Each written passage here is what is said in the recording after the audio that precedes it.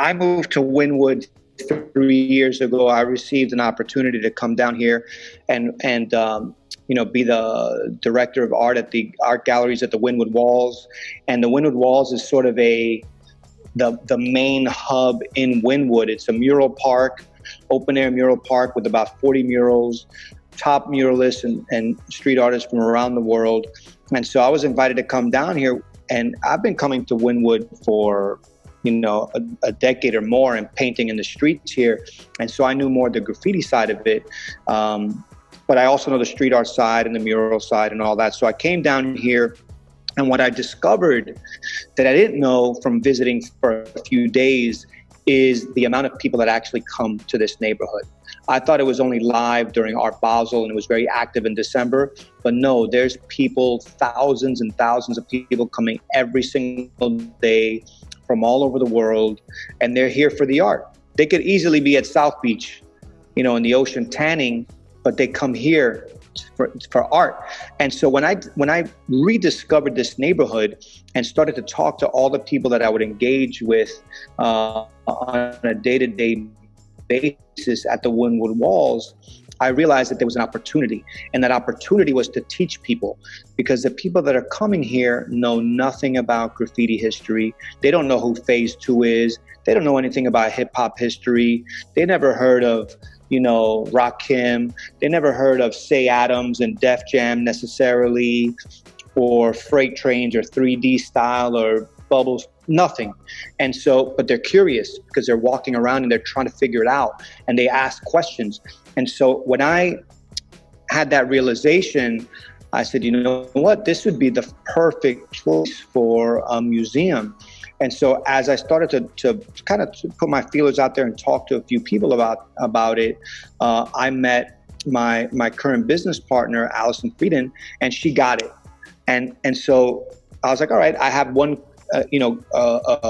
person converted, and we started working, and we said, you know what, like, we can do this. And it really became, our vision to do this, because we understood that there was a big opportunity in this neighborhood that no one was paying attention to. I mean, at first I pitched it to the Wynwood Walls. I said, why don't you guys do this? Like, let's teach these people. You have millions of visitors. They don't know this. Let's teach them. Let's put a building up and show the history and celebrate the pioneers and showcase and teach and educate. And they were like, nah, we're not interested. It's not what we do, And I was like, all right. So then I resigned and did it myself. But I wasn't, it wasn't a big leap. It wasn't a big leap. It was, I think that the hardest part of it all was really putting the plans together and then starting to go out and raise the funds to do it. But I knew it was right. I knew it was more of like it had to be done. And it was just taking a leap of faith to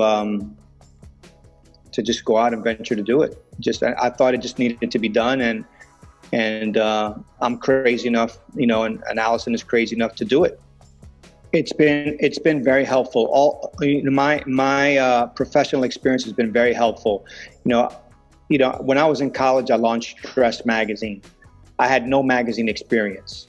I was taking, communication courses in the university and learning about the ownership structure and how most media in the United States was owned by white Americans. And I was not same thing.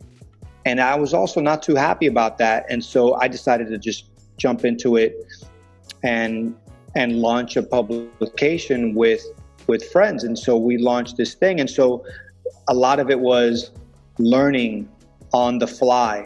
And so through all these years, launching a magazine business and learning how to, operate a successful magazine, and then moving on and launching a second magazine, and then getting into the fashion business and helping to launch fashion companies.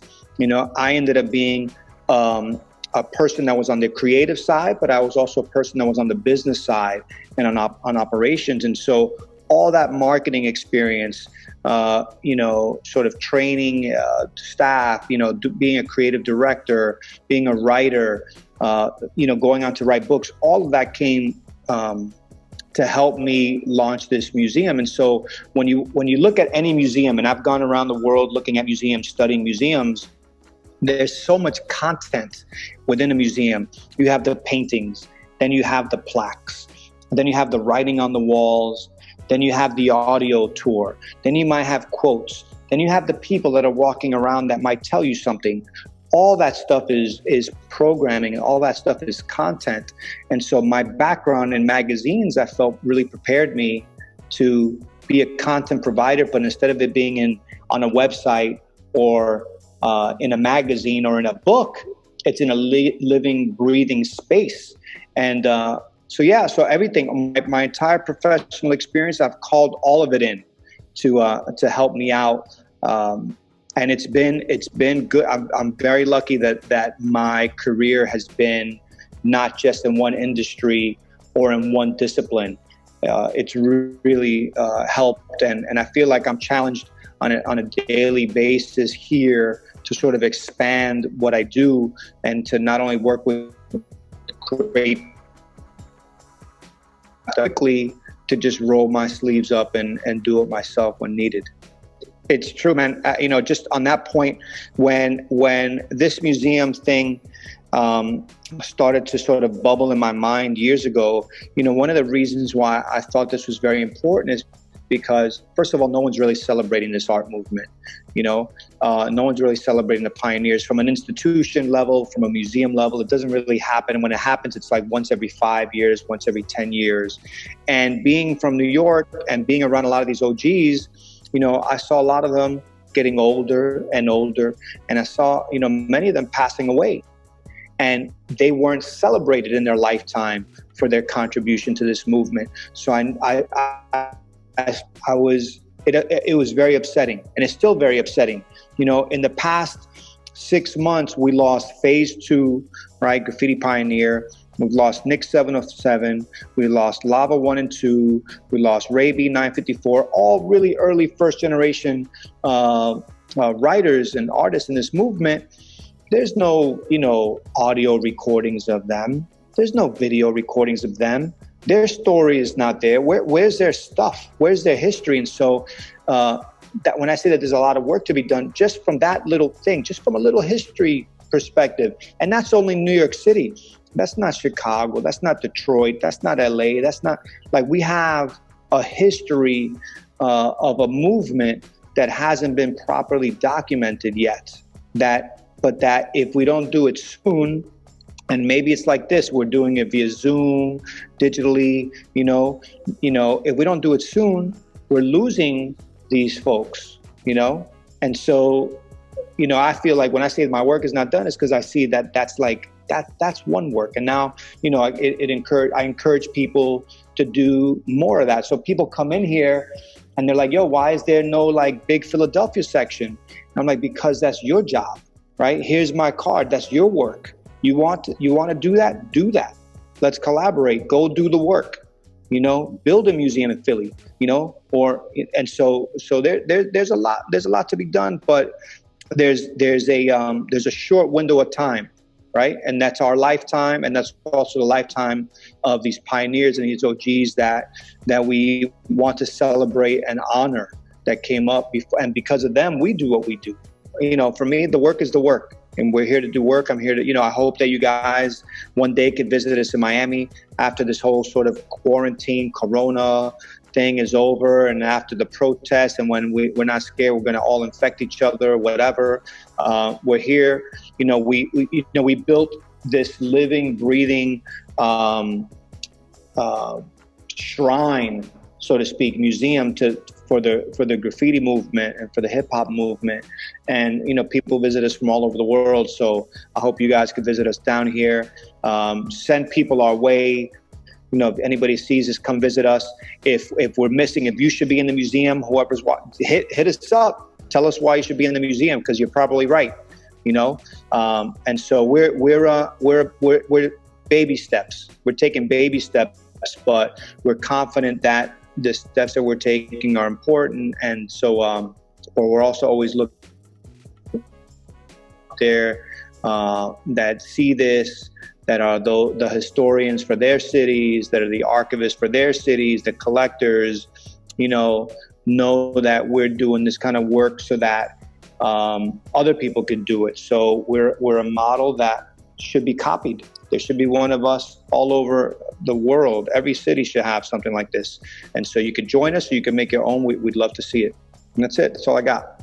It's so wild. We've been reopened for 2 weeks, and we're just started trying to get things, normal, kind of back to normal. But it's really not that. Unfortunately for us, it's we're an experience that you have to come and visit, and folks aren't really moving around like that yet. Not very much. But we're encouraging them, and we're here. We're here trying to figure out how to operate during this new normal.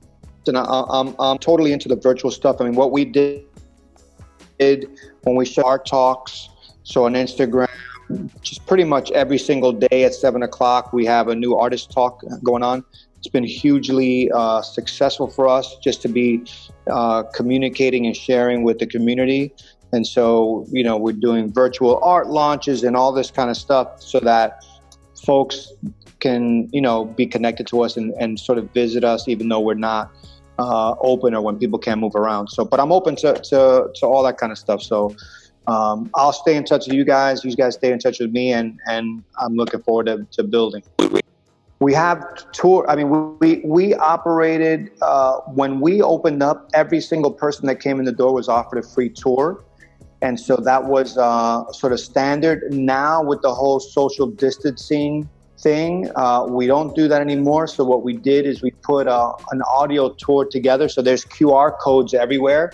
You could scan it and you could hear the audio that you would have heard if someone was walking you through, a guide or myself was walking you through their museum. So that's how we've gotten around that.